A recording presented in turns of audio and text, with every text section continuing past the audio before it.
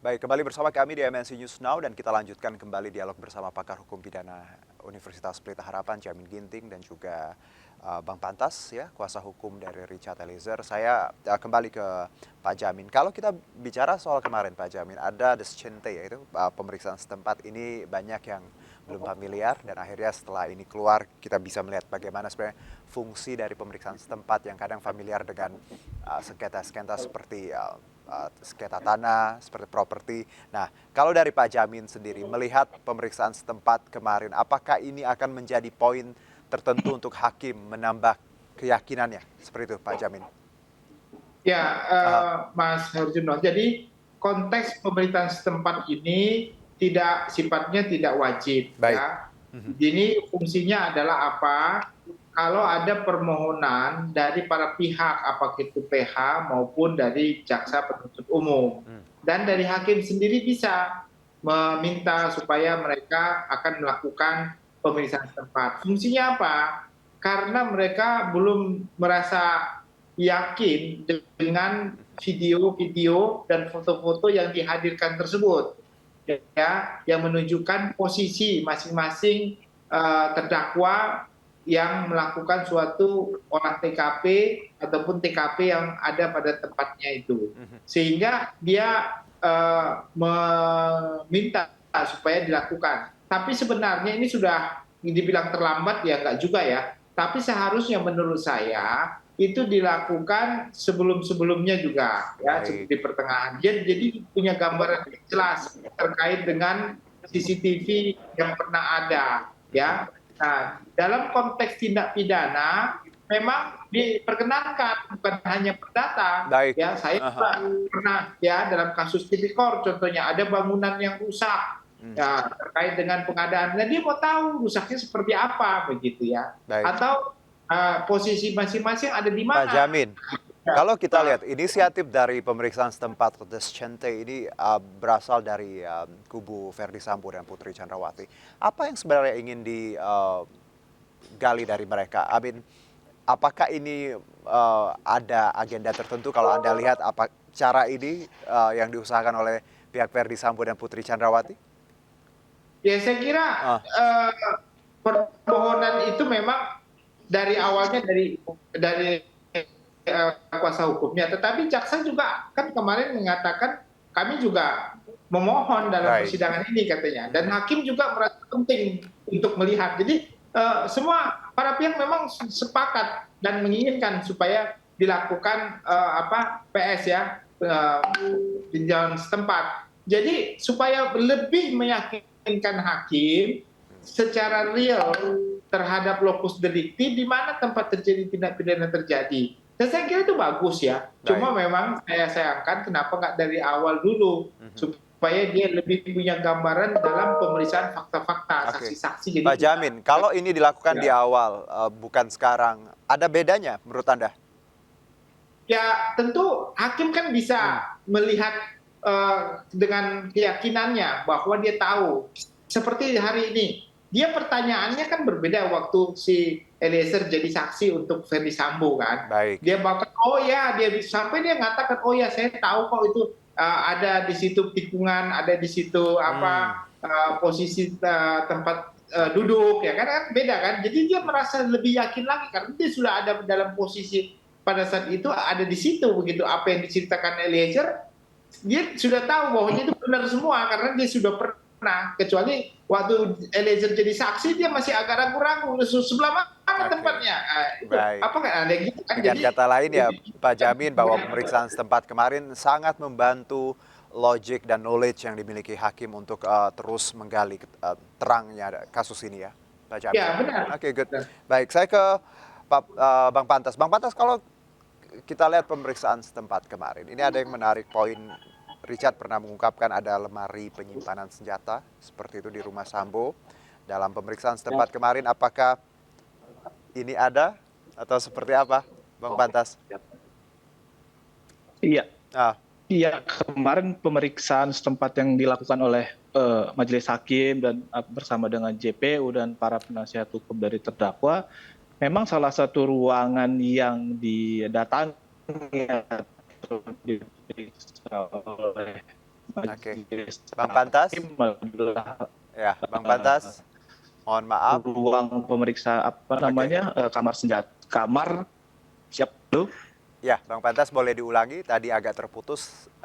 Ya, silakan. Iya, memang dalam pemeriksaan setempat kemarin itu, majelis hakim memang memeriksa lemari senjata yang disampaikan ketika di persidangan oleh Richard Eliezer yang terletak di kamarnya PC. Baik, Dan memang dalam pemeriksaan itu lemari senjata ini sudah tidak ada gitu atau sudah ditutup gitu. baik. Kalau, Tapi memang aha, faktanya sebelumnya memang lemari senjata itu ada di sana. Gitu. baik. Dari pemeriksaan setempat kemarin, Bang Pantas, ada hal yang menurut Anda perlu di-highlight dan ini tentunya baik untuk Richard Eliezer.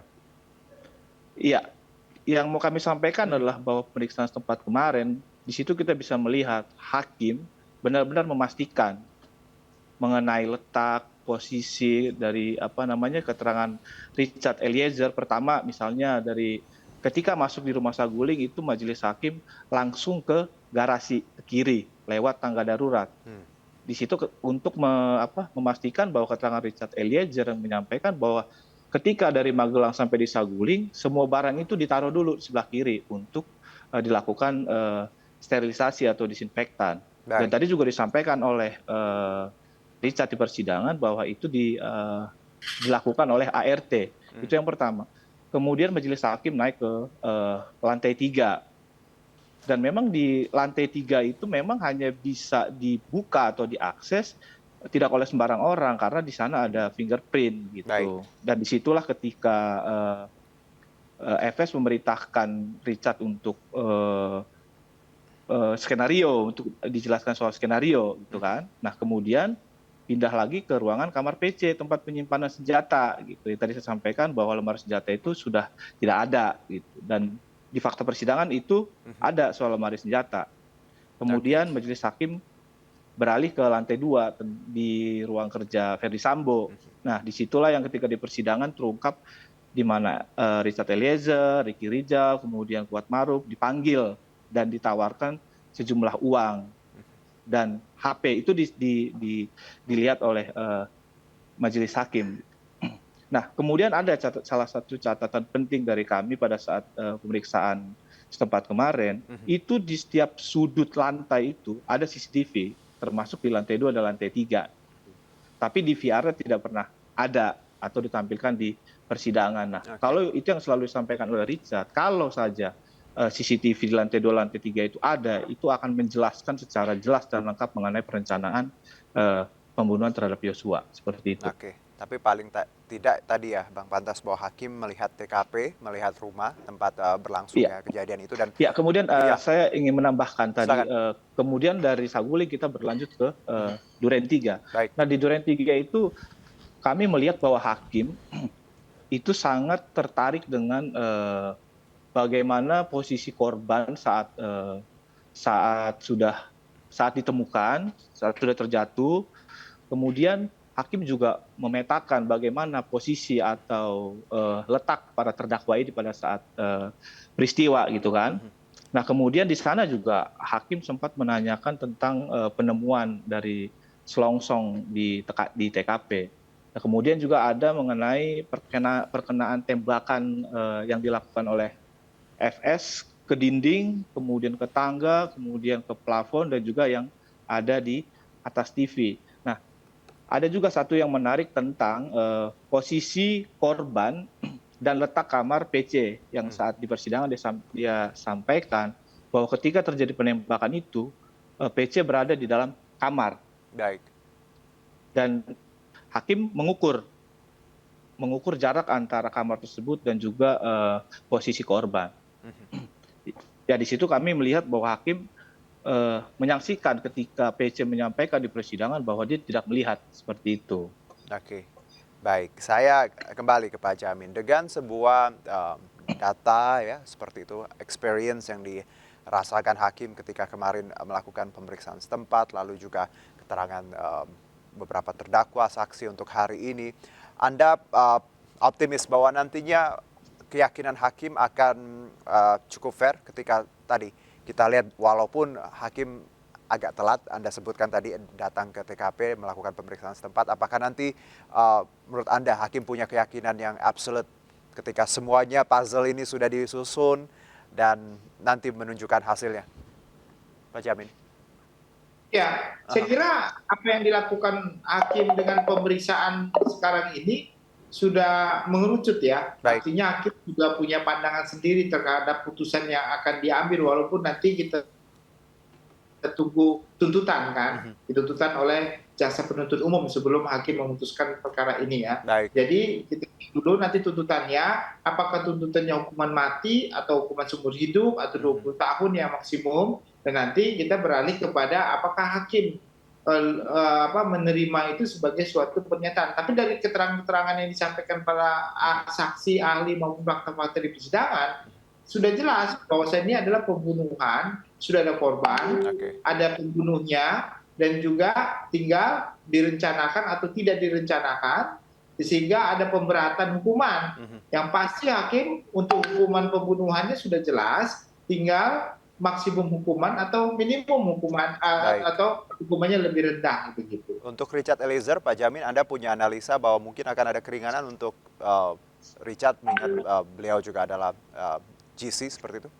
Ya, tadi dari pertanyaan kalau kita perhatikan apa yang ditanyakan oleh hakim sama jaksa tadi terhadap Eliezer, jaksa sudah menyatakan bahwasanya apakah Anda menyesal dan atas perbuatan Anda, saya menyesal katanya kan, terus terang, apa mengakui menembak, iya, tapi kenapa perasaan Anda pada saat ini, saya menyesal, kalau bisa diputar balik saya nggak mau, begitu kan keadaan yang disampaikan tadi. Jadi jelas-jelas dari jaksa sendiri sudah melihat ada bentuk keringanan yang akan diberikan. Dengan pertanyaan sudah merasa menyesal tentang apa yang dibuat begitu. Baik. Terima kasih Pak Jamin atas waktunya dan juga Bang Pantas Manalu, terima kasih atas waktu. Kita insya Allah ada kesempatan lagi kita ngobrol lagi, tentunya kebenaran yang absolut ya. Itu yang kita cari, semoga siapapun yang salah harus dihukum dengan porsinya masing-masing. Terima kasih. Salam sehat, selamat beraktivitas kembali. Terima kasih, selamat sore Pak Bang Jamin.